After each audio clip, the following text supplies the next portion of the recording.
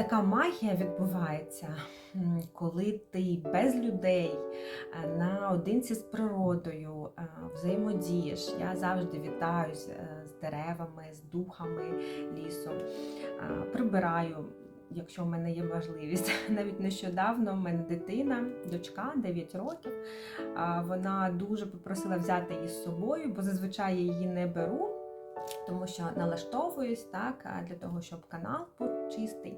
Але вона дуже хоче, вона також медитує, по лісу ходить, прибирає. Вона каже: мама, обов'язково візьми ці пакети для сміття, бо коли ми прибираємо, дерева дихають, пташки нам дякують. У мене таке гарне відчуття. Я майже розплакалась, бо ви розумієте, дитину 9 років не відірвати від планшета, а тут вона хоче йти збирати сміття.